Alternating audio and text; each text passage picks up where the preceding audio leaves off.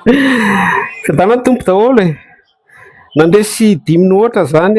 i PSG contre ny Inter de Milan zareo italien. De naizara gaga be, za tsy mpanaraka foty tsy accro amina foty fa za tena tafiteny mihitsy hoe tena enjana ty ndray mitoraka ty, tena enjana satria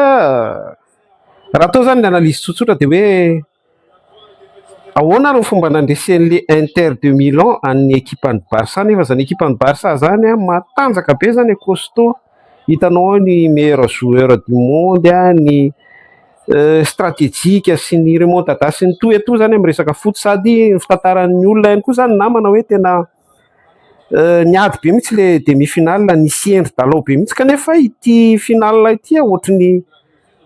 baolina tsy haiko, ohatriny hoe tennis ve sa handball sa basket, ohatriny taterina fotsiny zany le izy, ohatriny hoe taterina fotsiny zany le baolina dimy, ohatriny hoe tsy endry dalao mihitsy avy amin'le Inter de Milan. De mipetraka ny fanontaniana hoe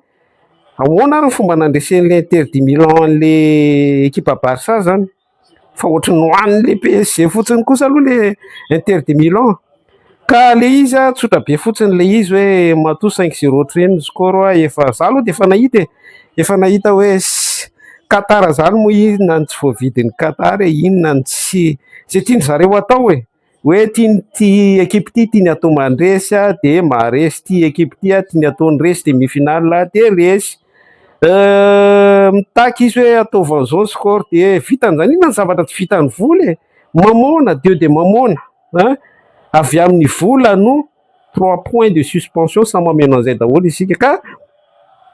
zay le izy hoe naresy zany zareo PSG de zay fotsiny nena hoe tsy parazara le izy fa tout est programmé, efa ao anaty kajy daholo izy, efa ao anaty calcul ny mpanambola le izy, zay tiany vidina Qatar zany, zay tiany vidina, raha te hividy olona izy de mahavidy olona, raha te hividy score izy de mahavidy score, raha te hividy match izy de mahavidy match, araka le niteneniko teo hoe ity tiany vidina, tiany ataondraraka de raraka, raha tiany vidiny Madagasikara tany amin'ny hectare de voavidiny, rehefa te hividy volamena izy de mahavidy volamena izy, te hividy pétrole izy mahavidy pétrole izy, to mahavidy panneau politique izy, zay ilainy azony daholo. De izay ny score 10-0 iny, be da be mantsy no niandrandra zavatra be tamin'iny hoe Inter de Milan zany PSG zany volosany Inter de Milan fotsiny, mijereva lavitra, il faut savoir discerner fa tout est corrompu amin'izao vanim-potoana iainantsika zao, amin'izao vanim-potoana iainantsika zao de ny mpanambola no mibaiko ny zavatra rehetra, averiko ihany fa ny mpanambola no mibaiko ny zavatra rehetrarehetra, zay tiany mpanambola vidiana de voavidiny daholo, ny antokana tsy voavidin'ny mpanambola de ny toepony olona anankiray manana an Jesosy Kristy, ny antokana tsy voavidin'ny mpanambola de ny fiainana mandrakizay, zay ihany tsy voavidin'ny Qatar. Ka ny afatra androany zany de hoe raha ohatra ianao tsy te ho voavidin'ny mpanambola, tsy te ho voavidividy foana ety amin'ity zao tontolo zao ity tsy te ho voavidy ho any amin'ny fitomanina sy ny fikotroa nify de ny fanananao an Jesosy, zay ihany, satria Jesosy tsy ao anatin'ny tontolony mamona, izay manana an Jesosy dia tsy voavidy vola. Zay ny afatra